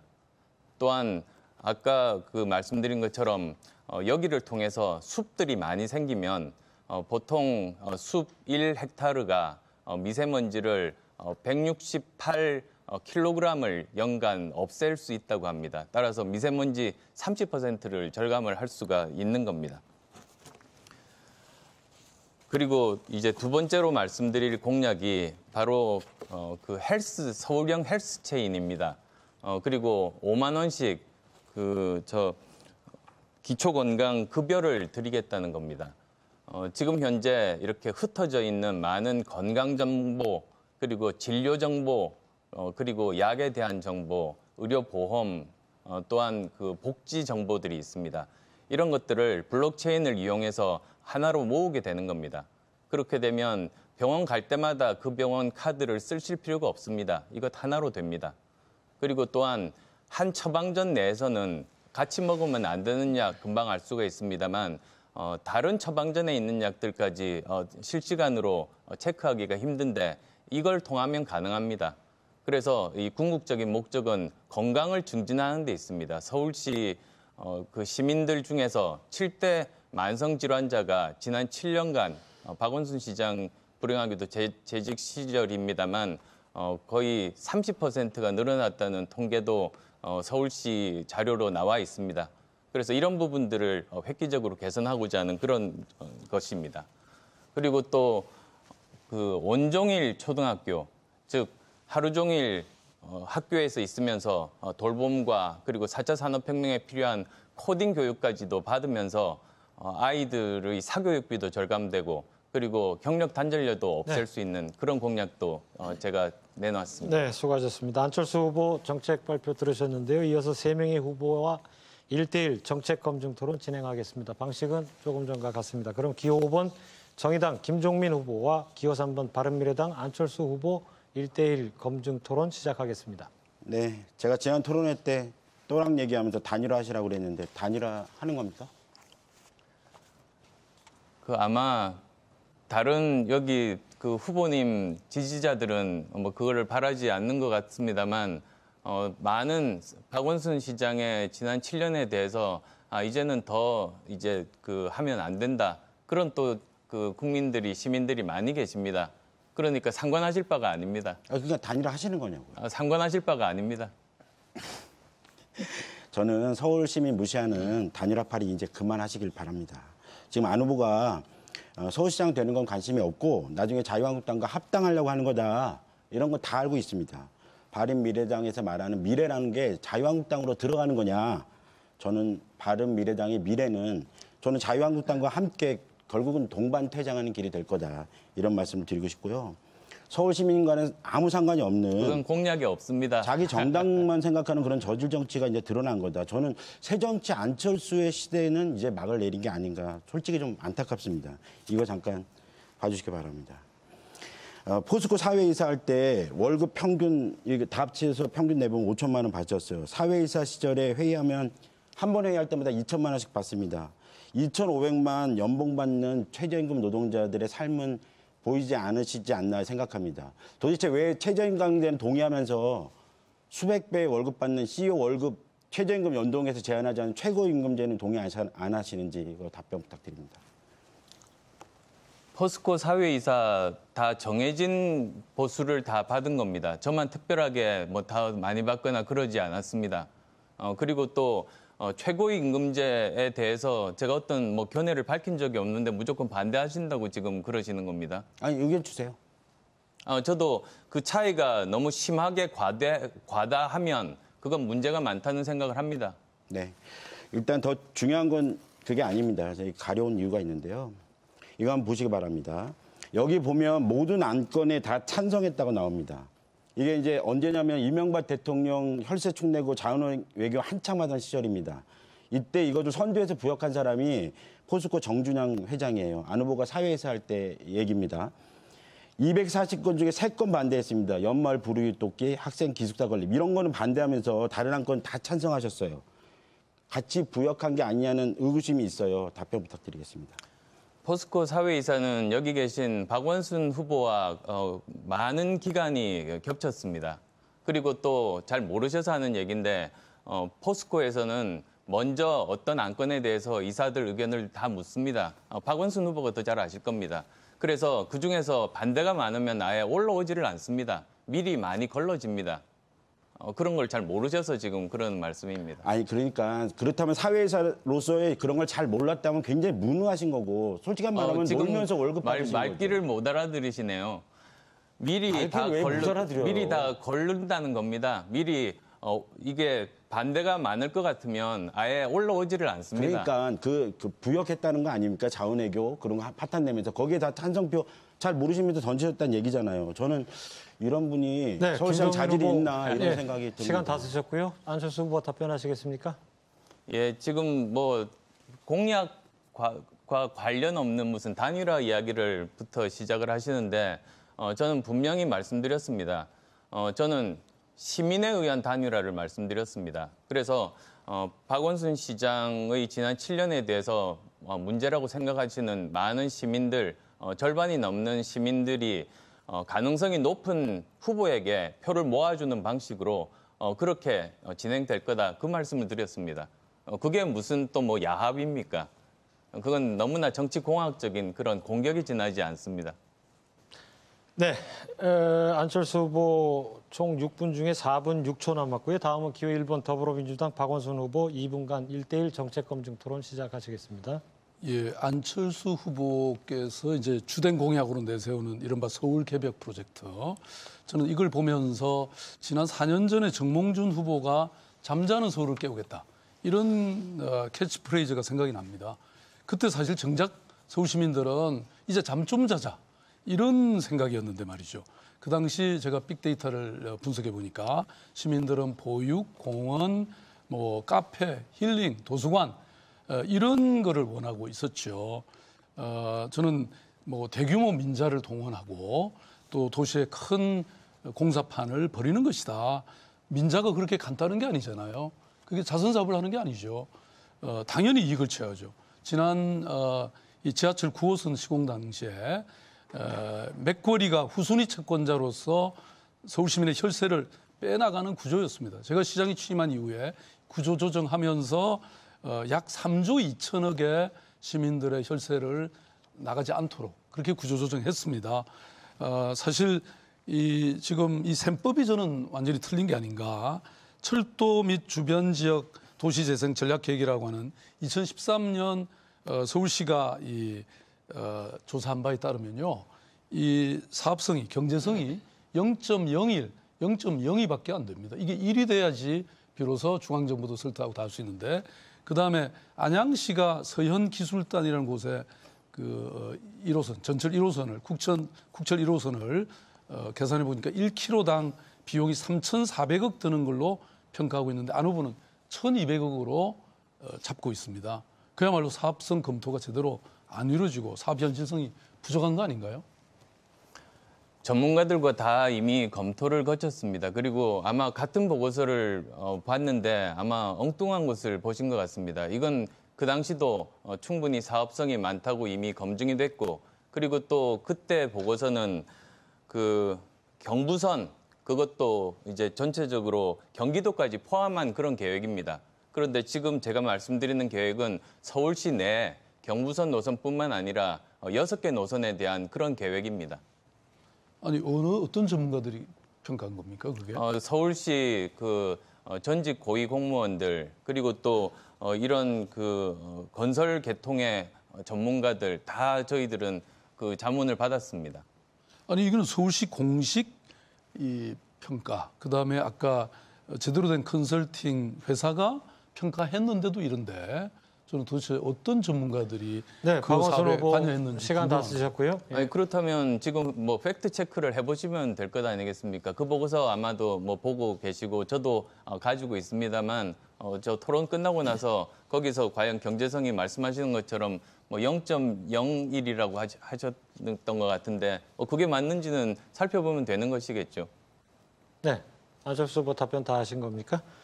그러면 6분 발언 시간 총량 중에 3분 8초 남았고요. 다음은 기호 2번 자유한국당 김문수 후보 2분간 1대1 검증 토론 시작하시겠습니다.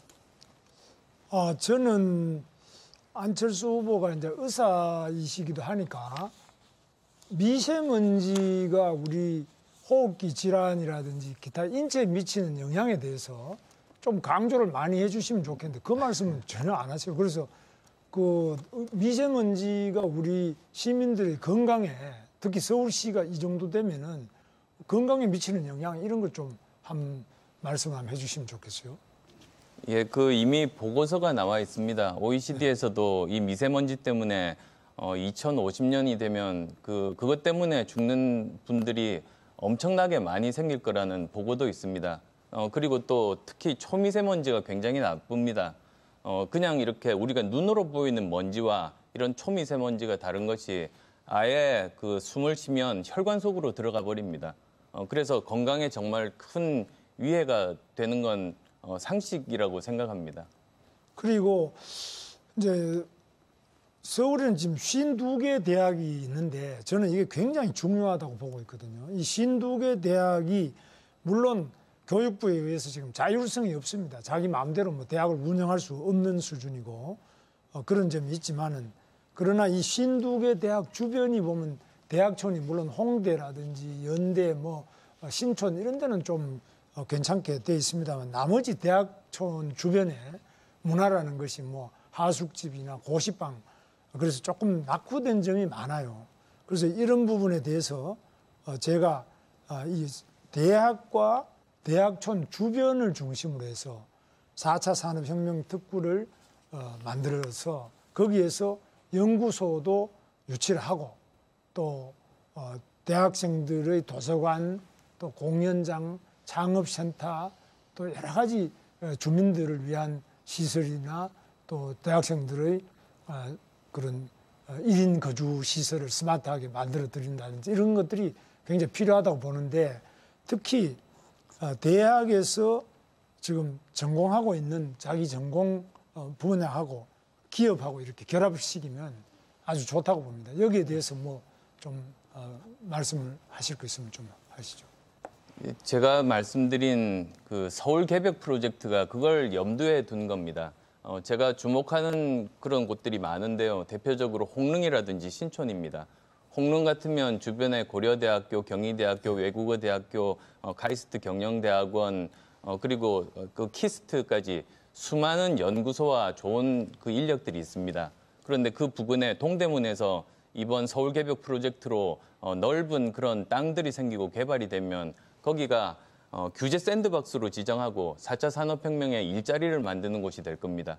또 신촌도 마찬가지입니다. 거기에 연세대학교, 이화여대, 서강대 등 아주 좋은 대학들이 많습니다. 그래서 저는 그런 계획을 가지고 있습니다. 아마 서울이 다시 심장이 뛰고 숨쉬게 될 겁니다.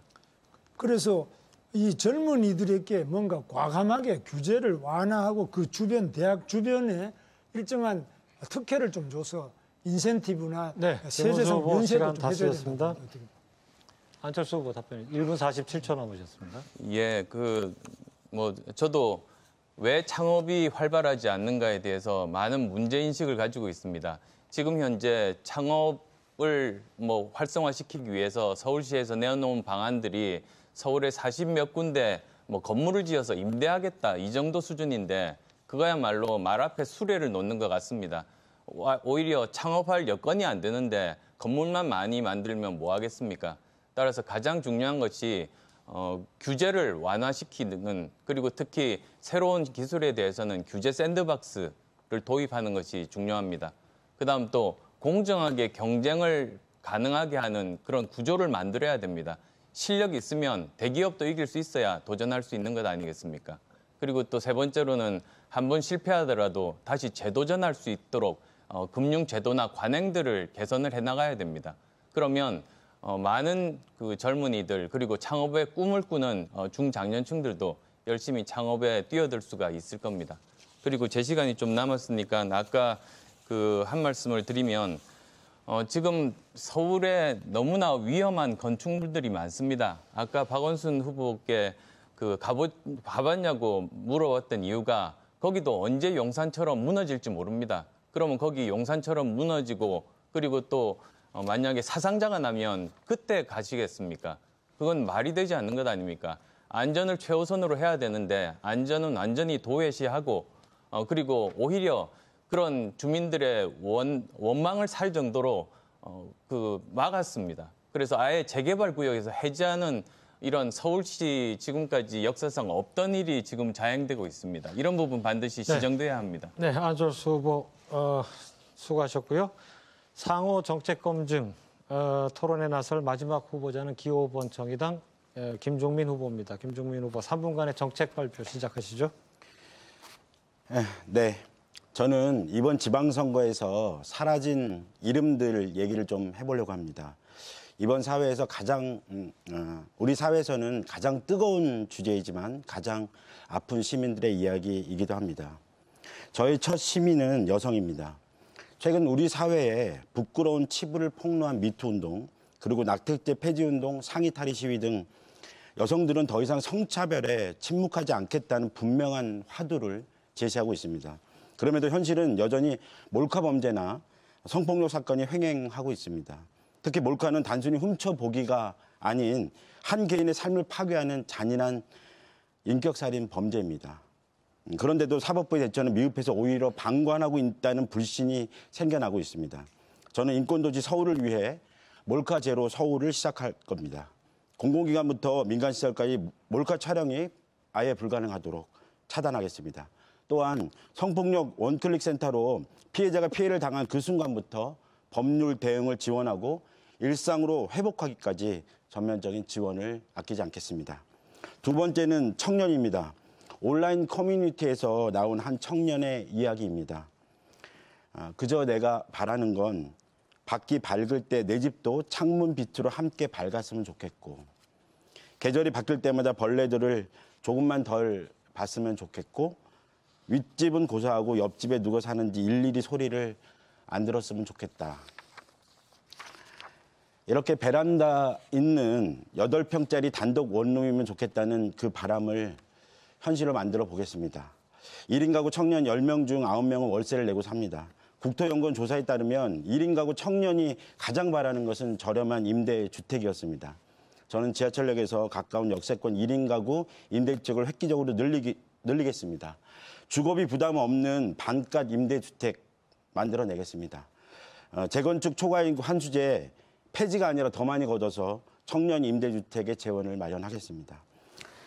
세 번째 시민은 청소년 성소수자입니다. 저 김종민은 청소년 성소수자 위기지원센터를 만들겠습니다.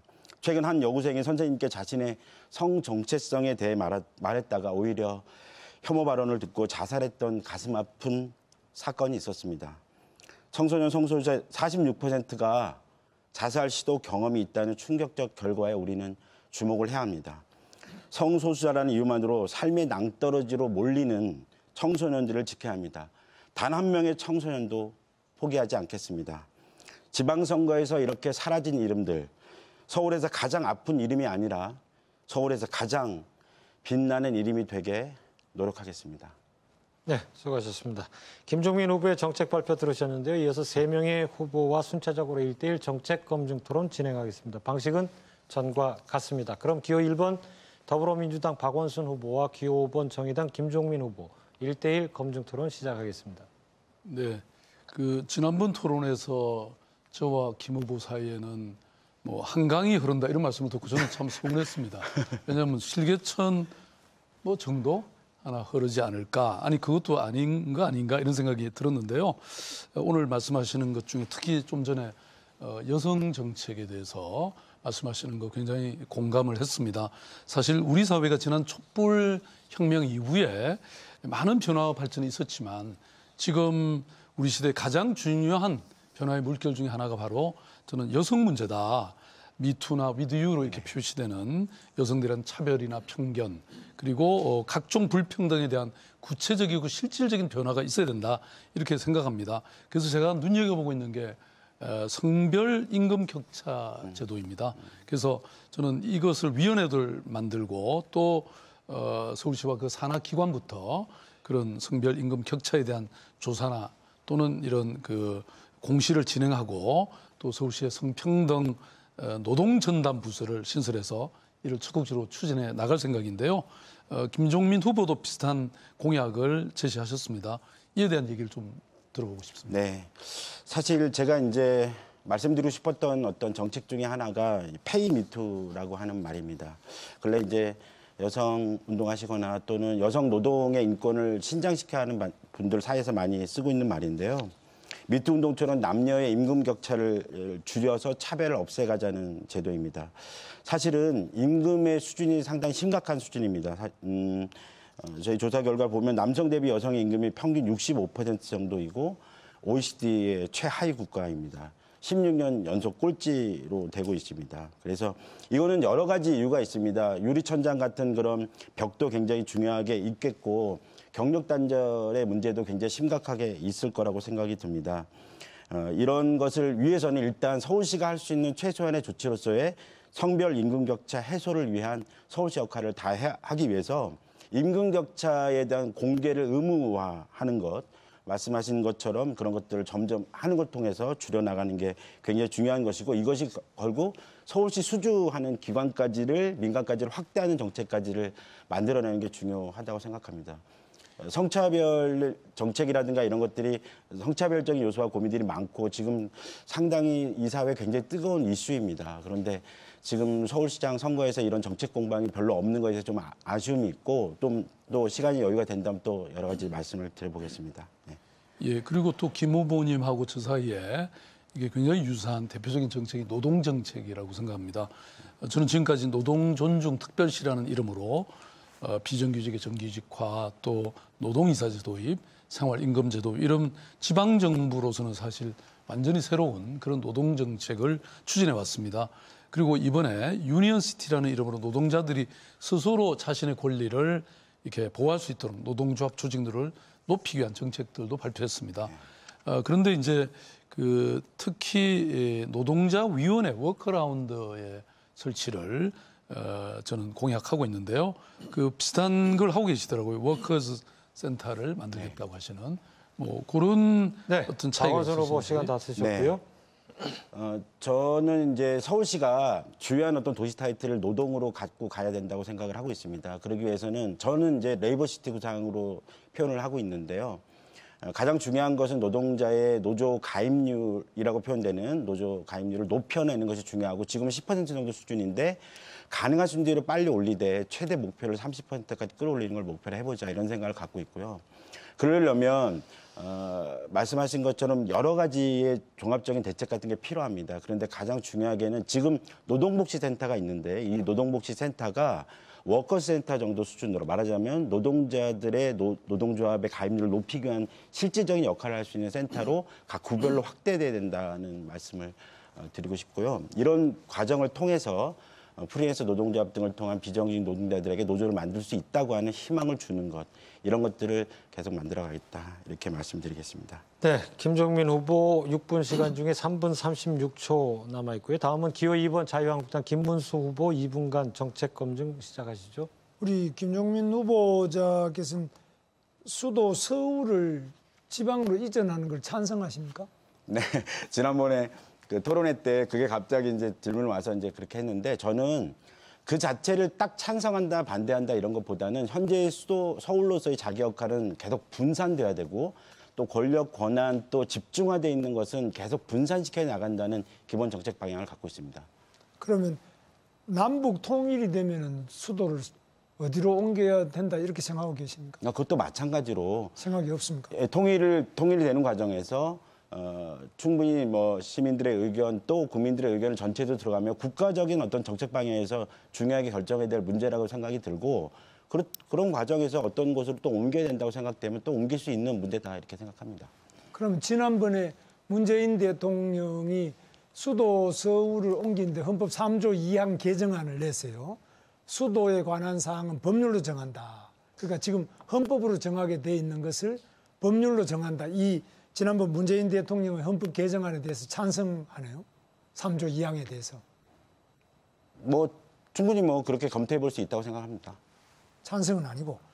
그다음에 최저임금 때문에 저는 가장 피해가 많은 분들이 자영업자, 아파트 경비원, 중소 영세 상인들, 식당 하시는 분들, 이런 분들이 굉장히 힘들고 또 아르바이트생들이 일자리를 못 구하는 정말 우리가 보호해야 될 분들이 가장 큰 피해를 입고 있다고 보는데 우리 김종민 후보는 최저임금 수준을 지금보다 더 좀 높여서 계속적으로 더 높이고 해나가자 이런 주장이십니까?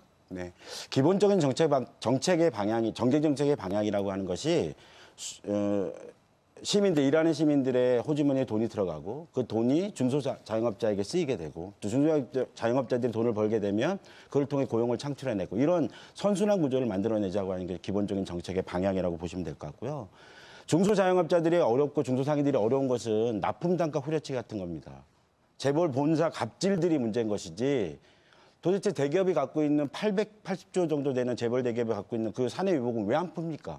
그거 풀어서 중소자영업자의 본사 갑질 없애고 납품단가 후려치기 안 하고 카드 수수료도 인하고 말이죠. 이런 방법을 통해 중소자영업자 살리면 청년 알바를 살아날 수 있고 최저임금의 저임금 노동자 살아날 수 있는 방법이 많습니다. 근데 그런 건 안 하고 계속 자영업자 문제가 있다고 하면서 노동자와의 싸움 붙이고 이런 방식으로 하는 것에 대해서 굉장히 불만이 많고 문제가 심각하다고 생각합니다. 저는 이 최저임금을 인상함으로써 결국은 가장 큰 피해를 입는 분들이 취약한 노동자들 층에서 피해를 많이 보고 있지 않느냐. 따라서 오히려 정규직 또 큰 노조의 소위 귀족 노조라고 하는 부분에서 양보가 있어야 된다고 보는데 어떻게 보십니까? 아니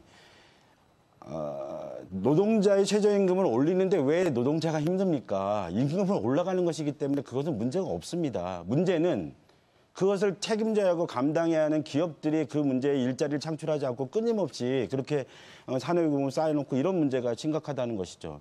귀족노조 계속 말씀하시는데 지난 대선 때 홍준표 대표가 이 문제로 상당히 심각한 그 창피를 당하셨어요. 계속 이렇게 귀족노조 타령하시면 홍준표 아바타 되시는 거다. 이런 말씀을 안 드릴 수가 없습니다. 계속 이렇게 올드보이 같은 이미 끝난 얘기 같은 얘기를 계속하는 것에 대해서 상당히 심각하다고 생각이 들고요.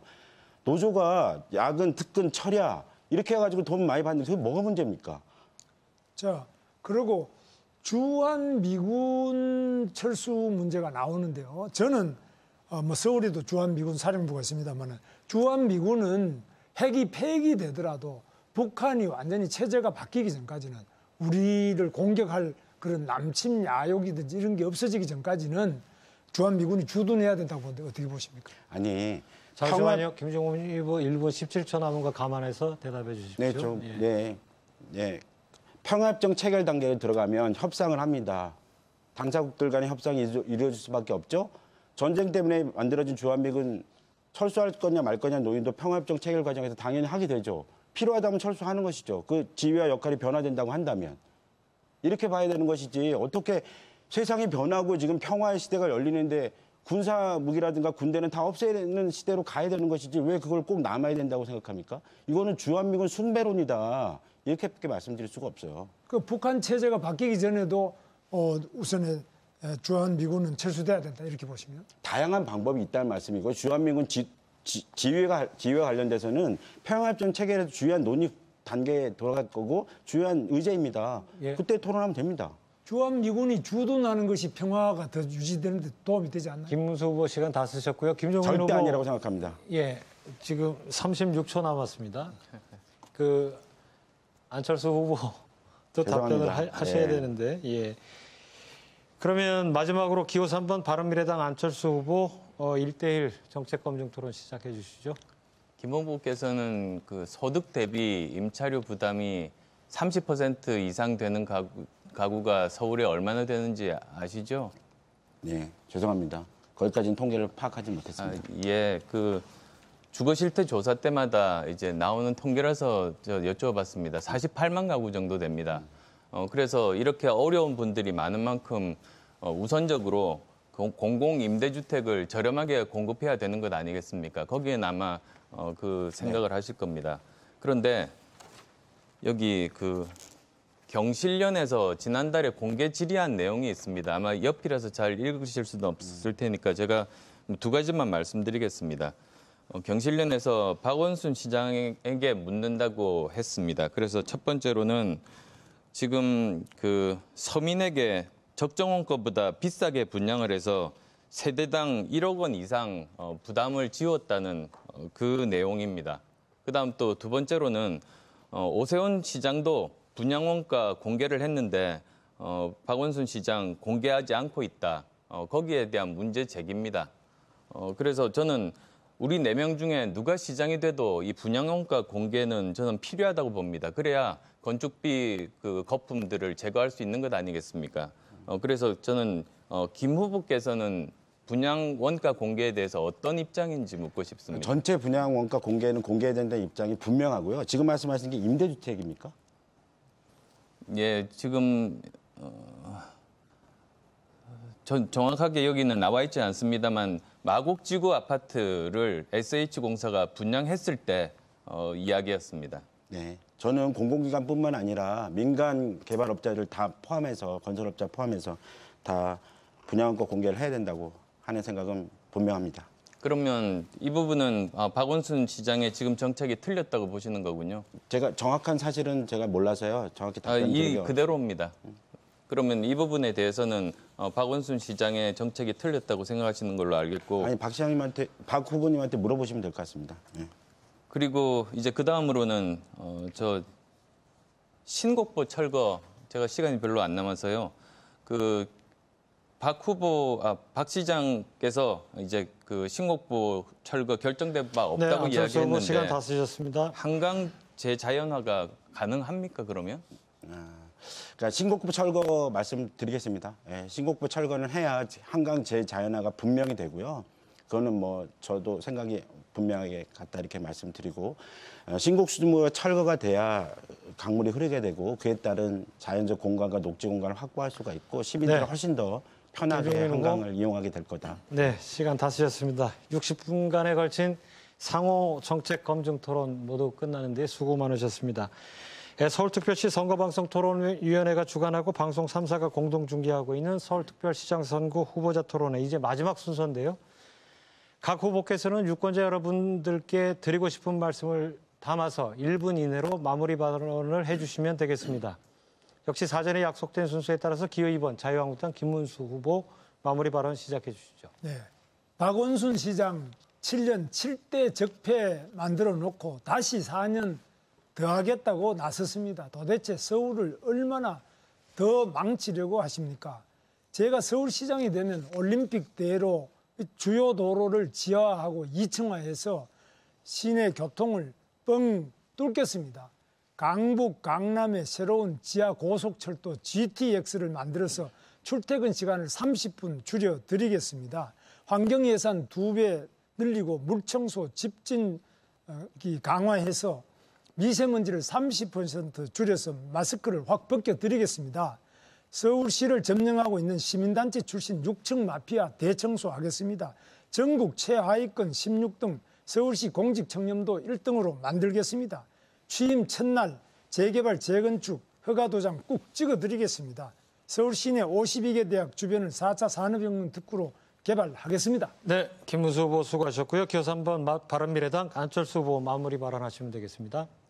오늘 토론이 제대로 일할 시장이 누구일지 판단하실 수 있는 시간이 있을 거라고 믿습니다.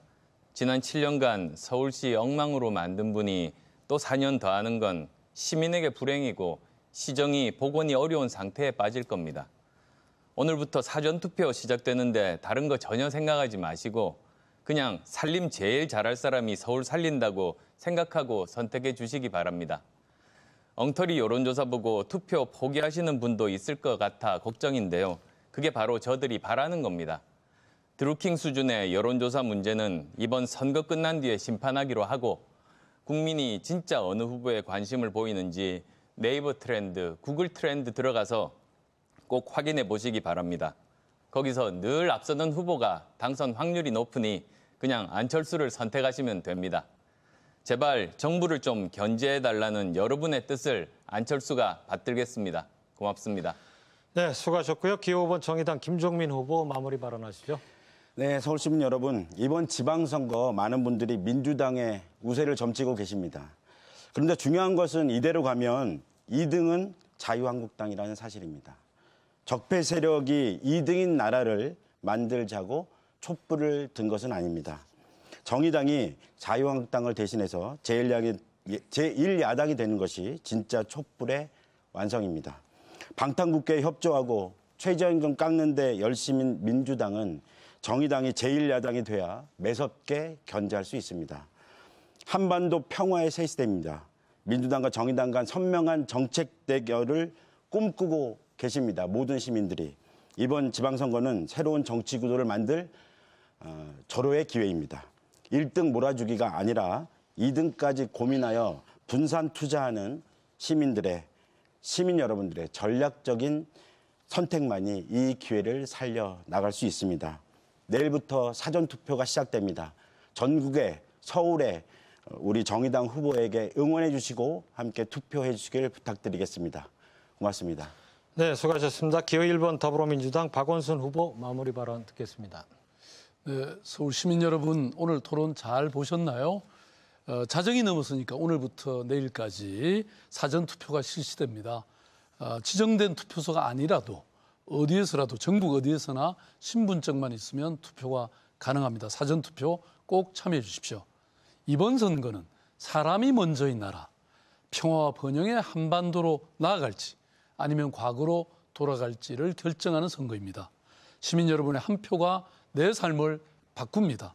여러분의 투표가 새로운 상상의 한반도, 새로운 경험의 서울을 여는 황금 열쇠입니다. 저 박원순, 민주당과 원팀, 문재인 정부와 빅팀, 시민 여러분과 드림팀을 만들어서 시민의 삶을 바꾸는 서울의 10년 혁명 꼭 완수하겠습니다. 감사합니다. 네, 수고하셨습니다. 후보자들의 마무리 발언을 끝으로 오늘 토론회가 모두 끝났습니다. 긴 시간 열띤 토론을 해주신 네 분의 후보께 다시 한번 감사드립니다. 오늘 토론회가 유권자 여러분들의 선택에 도움이 되셨기를 바랍니다. 이제 자정이 넘어서 오늘과 내일 이루어지는 사전투표 그리고 6월 13일 치러질 제7회 전국 동시지방선거에서 유권자 여러분의 소중한 한 표를 꼭 행사하시기 바랍니다. 서울특별시 선거방송 토론위원회가 주관하고 방송 3사가 공동 중계한 서울특별시장 후보자 토론회를 모두 마치겠습니다. 감사합니다.